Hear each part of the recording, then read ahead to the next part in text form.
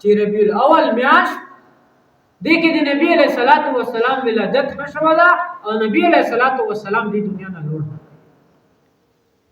خو لیکن مسلمان خپل تباہ شو متد خپل تباہ شو عجیبه خبره وروته صحابه کرام رضوان الله علیهم اجمعین د دې هر یو فعل هر یو عمل د نبی علیه الصلاۃ والسلام هغه طریقہ د نبی علیه الصلاۃ والسلام کیفیت دا ټول خبره هغه لیدلې بیا هغه مت عمل کوي اوس عجیبه خبره مسلمانانو کې وروته عید میلاد النبی جشن عید میلاد النبی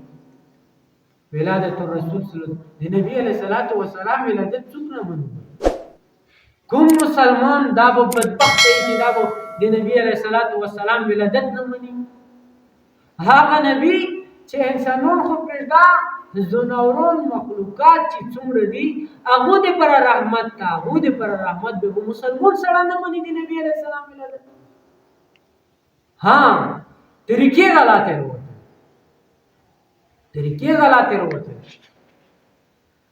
عید جشن عید میلاد النبی دا خبره کوو بارهای بیانو حالانکه نبی علیه الصلاۃ والسلام خپله فرمایي چې محمد ته دوا تهوار کړي یو عید الاضحی یو عید الفطر وړي کوي بطور انعام رمضان روزه ولري ستري حضرت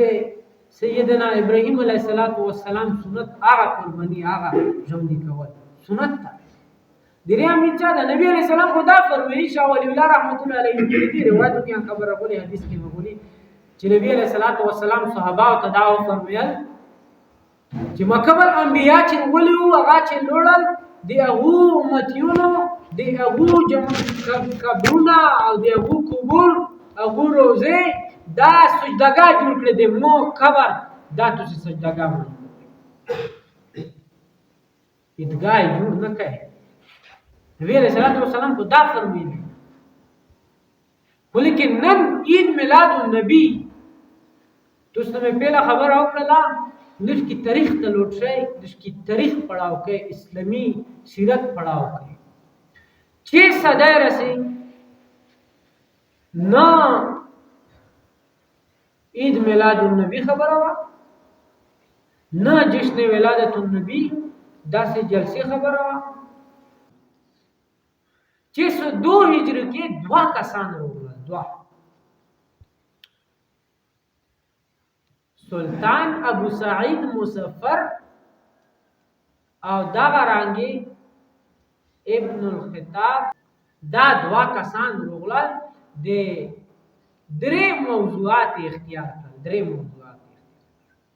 یو 12 ربیع الاول د نبی علیہ الصلوۃ والسلام ولادت ریزه مقرر کړه بل عید میلاد النبی دا خبره ورسله د 12 ربیع الاول ته او دویمه خبره دا وکړه چې د علماو صلحاو اجتماعي قائم کړه علما ورغوښتل صلحا ورغوښتل او دریمه خبره دا وکړه چې په دې مجلس کې څومره کسان شریک شي هغه د پره د مړی تنظیم وکړه او هغه د نبی علیه الصلاۃ والسلام روح پر فتو هغه په نومامته هغه شینه ایصال ثواب د پر قائم دا درې خبرې کوي هغه وخت کې چې پهلا ورځ نه 602 هجری کې علما چکشل په دغه خبره منتي وایي چې دا بدعت سیئه دعا ګروپونه جوړ شو دعا علامه فقهانی رحمه الله تعالی فورا هغه کې چکشل په دې منتي رد وکړه وای فرمایل چې دا شایخ تیرول دا بدعت سیئه ده نه دی علما یو بل ګرور چکشل هغه دا فرمایل چې دا مباح دي مباح سلطان و بادشاہ بیا علماء خیر حال هغه علماء هغه ته د مباح ذکر کړه نو نیم علماء وي چې دا ټیک نیم علماء وي چې علامه فقهانی رحمت الله علیه چې نه بالکل بدعت سیئه ده ویل چې 6 صدای تیر شولې نبی علیہ الصلوۃ والسلام په خپل ژوندۍ کې وصل ګران نه منو کړی یو جشن ولادت یو پروګرام نه نبی علیہ الصلوۃ والسلام نه بعد صحابه کرام رضوان الله علیهم اجمعین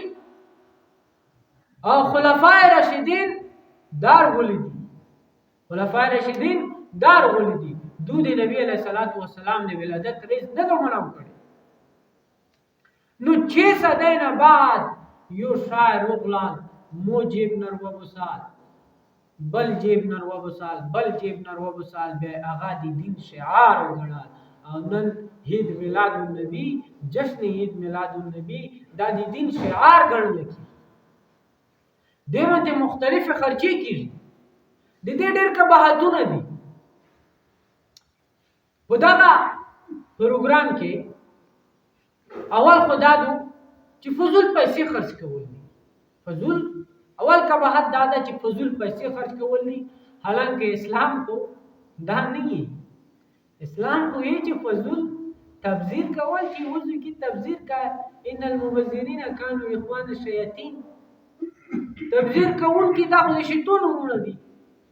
نو دا څومره پیسې او دا لایټونه او دا داله او دا داله د ټول شي نه د خپل پیسې بربادول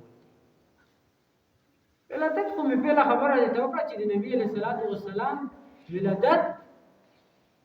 بسعادت دا کوم بدبخت مسلمان وي چې دا بزړه نه څوک وي چې نبی علیہ الصلوۃ والسلام ولادت